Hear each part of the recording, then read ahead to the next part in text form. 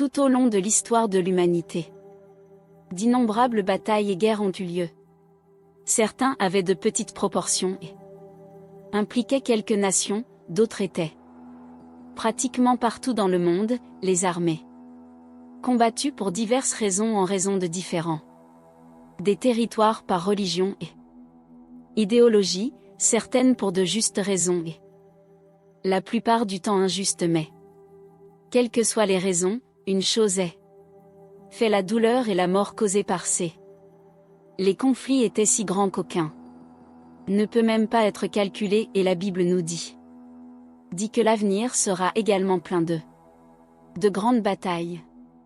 Jésus a dit un jour à ses disciples qui, au début de douleur, c'est-à-dire lorsque le moment de l'arrivée de l'Antéchrist est sur le point d'arriver, nous entendrons parler de guerres et de rumeurs des guerres où la nation se soulèvera contre nation et royaume contre royaume, mais rien sera comparé au grand conflit prophétique qui a retenu l'attention de croyants et incroyants à travers des siècles. Armageddon, et c'est tout. Bataille finale dont nous parlerons dans la vidéo. Mais avant cela, abonnez-vous à la chaîne si vous êtes nouveau ici et activez la cloche pour vous être averti par YouTube dès que nous publierons la prochaine vidéo. Aussi, laissez votre like ici pour que YouTube sache que vous appréciez la vidéo. Armageddon est prophétisé comme le événement le plus catastrophique et dévastateur dans l'histoire de l'humanité, et cependant, si les gens croient ou non en votre contexte biblique, nous voyons toujours le Armageddon étant mentionné dans les films et dans la littérature. Il semble que tout le monde ait une idée de ce dont il s'agit. Événement, mais peu savent ce que la Bible en dit vraiment long sur le Vieux comme dans le Nouveau Testament. Nous lisons non seulement à propos de la grande bataille finale entre le bien et le mal, mais aussi sur événements qui se produiront avant et après de cette guerre, et quelque chose que beaucoup de gens croient, c'est que la Bible parle du Armageddon pour semer la peur et la panique. Les gens pour qu'ils se convertissent, et non, je dois en subir les conséquences terribles de cette bataille. Mais ce n'est pas. Il est clair que Dieu attend des gens les gens donnent leur vie à Jésus Christ et reçoivent le salut, mais les Écritures racontent cet événement pour montrer à quel point Dieu est présent, contrôle de tout, en plus de nous montrer que vos projets ne peuvent pas être contrecarrés. Un jour, Dieu réglera tous les comptes, jugera tout mal et établira un royaume. Justice universelle, le désir de les chrétiens à travers les siècles seront accomplis avec la seconde venue de Jésus et la défaite de ceux qui s'opposaient à lui dans la bataille d'Armageddon. C'est parce que de cet espoir que nous étudions le prophétie en attente de l'accomplissement de les promesses de Dieu. Alors nous verrons maintenant comment cette guerre va-t-elle se passer. La Bible dit que pendant les derniers jours du gouvernement de l'Antéchrist, Dieu déversera sa colère sur la terre avec des plaies et souffrance à tous ceux qui l'ont nié. Et il continue cependant sur les mauvais chemins. Pourtant les nations ne se repentiront pas. Et il blasphémera encore son nom. Alors, à la fin des années de la grande tribulation, Israël sera entouré sur le mont Middle par les nations qui a rejoint l'Antéchrist dans l'Apocalypse 16. L'apôtre Jean nous dit que les dirigeants du monde entier se rencontreront pour la bataille du grand jour de Dieu Tout-Puissant au lieu appelé Armageddon. Et avant de continuer, cela vaut la peine de réfléchir sur pourquoi Dieu a choisi la montagne Megiddo pour cette bataille.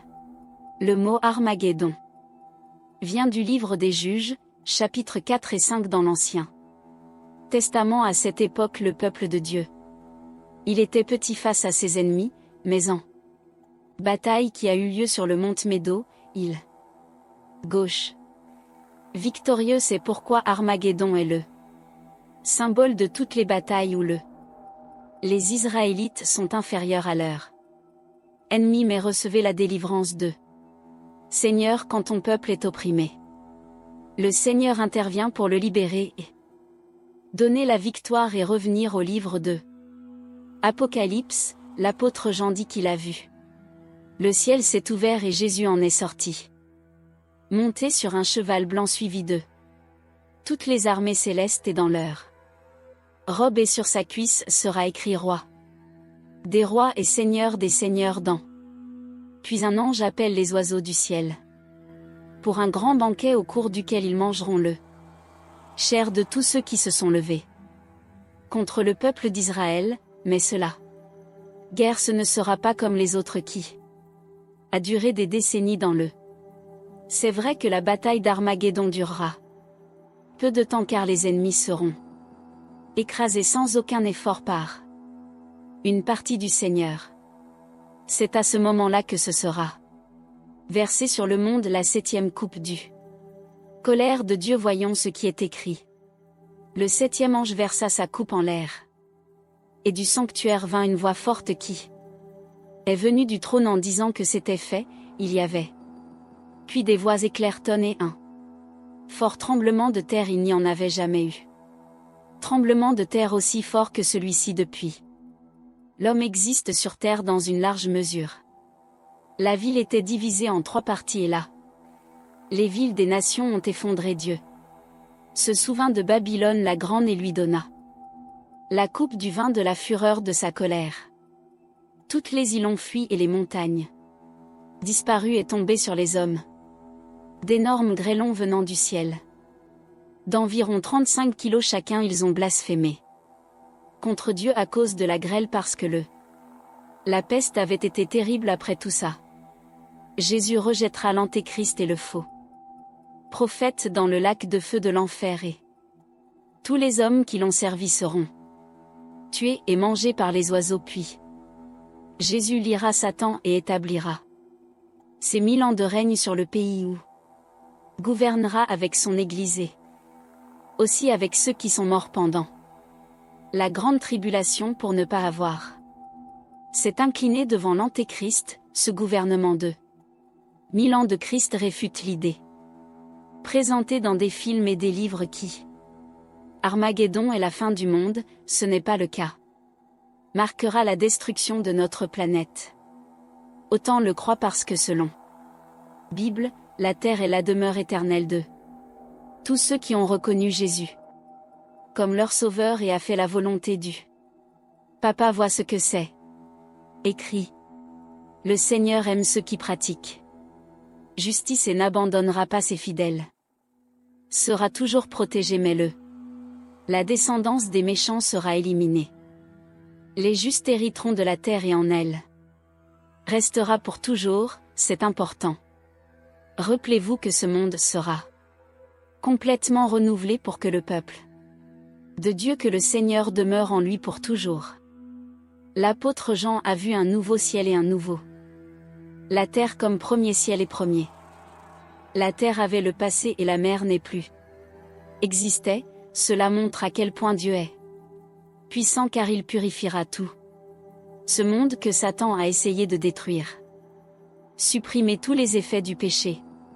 Armageddon n'est pas non plus la destruction de l'humanité, parce qu'une grande multitude de les serviteurs de Dieu des tribus d'Israël survivre, et peu importe combien la Bible utilise mot monde plusieurs fois pour faire également référence à la terre avec le mot monde, fait référence à nos pervers et tout ce qui va à l'encontre de la parole de Dieu, et c'est dans cet autre sens que le Armageddon sera la fin du monde. La fin de la corruption du péché. La Bible dit encore qu'après 1000 ans de le gouvernement du Christ, Satan sera libéré de prison, et je vais essayer une dernière fois vaincre Jésus et son peuple, mais il sera vaincu et jeté dans l'étang de feu, où l'antéchrist et le faux seront déjà prophètes. Alors tous les morts se rassemblera devant le Seigneur pour être jugés, et ceux qui n'ont pas leur Des noms gravés aussi dans le livre de vie. Sera envoyé en enfer où restera pour toute l'éternité et vous vous demandez peut-être et quand. Tout cela arrivera, pasteur, pour en savoir plus. Que nous voyons tous déjà des signes. De la fin des temps, aucun de nous ne le sait. Quand exactement cela se produira-t-il? L'important c'est qu'on reste. Restez ferme avec Jésus chaque jour, vous le ferez. Faire face à de nombreuses difficultés. Et les tentations d'abandonner les chemins du Seigneur. Mais le paradis t'attend. Alors reste fort et n'abandonne pas. Christ a promis qu'il serait avec vous jusqu'à la consommation des âges, et quand tu qui a servi Jésus ici sur terre est avec lui, vous serez récompensés par une joie qui ne finira jamais, parce que dans gloire éternelle, il n'y aura ni douleur ni je souffre. Amen. Et maintenant je veux faire une prière pour toi, toi qui n'as pas certitude de ton salut parce que tu as beaucoup de défauts, tu as beaucoup de péchés. Je veux te dire qu'aucun de nous n'est digne de. Pour entrer au paradis, nous devons regretter notre et croire que le sacrifice de Jésus là-bas, la croix, suffisait pour payer notre péché, et pardonne-nous parce que Jésus est saint et il n'avait aucun péché du tout. La Bible dit qu'il est devenu une malédiction en notre place pour qu'aujourd'hui nous soyons pardonnés, restaurés et sauvés le jour de jugement. Alors mon frère, si tu peux, ferme les yeux et tu livreras ta vie maintenant à Jésus à travers une prière sincère. Tu déclareras que Jésus est Seigneur et tu as besoin sa miséricorde. Amen. Alors prions. Seigneur mon Dieu et mon Père, je veux mais devant toi, mon Père, la vie de chacune de ces personnes qui ont entendu cela. Message qui reconnaît que les temps touchent à leur fin, et nous devons être fermes avec vous. Être ravis d'être devant le Seigneur. Ô mon Dieu, au nom de Jésus, pardonne nos péchés, Seigneur. Nous avons tellement d'échecs chaque jour. Nous péchons, nous manquons la cible, mais nous sommes ici, Monsieur, pour vous demander pardon, et nous disons avec notre bouche que Jésus-Christ est notre seul Seigneur et Sauveur, il est notre tout, il est le prix payé pour nous. Ô Jésus, nous toi. Nous l'adorons, nous vous remercions parce que nous ne méritons pas, nous ne sommes pas dignes de ton amour, mais le Seigneur a choisi de nous aimer. A choisi de nous pardonner et nous ne l'avons pas fait. Comment te rembourser, car rien nous pouvons obtenir votre faveur, mais nous donnons à notre cœur notre je t'aime, et nous le savons à travers ton sang. Jésus, un nouveau chemin a été ouvert. Et maintenant nous pouvons accéder à la présence de Dieu, nous pouvons avoir accès au Seigneur. Mon Père, et ça n'a pas de prix, c'est un gros privilège, c'est un honneur, Monsieur, pouvons-nous tiens-toi devant ta gloire et tes conditions. Accès au Seigneur sans dépendre des hommes, sans dépendre des intercesseurs, nous pouvons venir directement vers vous, Dieu, et nous voulons te remercier et te demander: puisses-tu faire un travail dans notre vie, que le Seigneur restaure les vies de chacune de ces personnes qui sont. Écoute maintenant, Seigneur, ta parole dit que si nous suivons Jésus, nous ne le ferons plus jamais.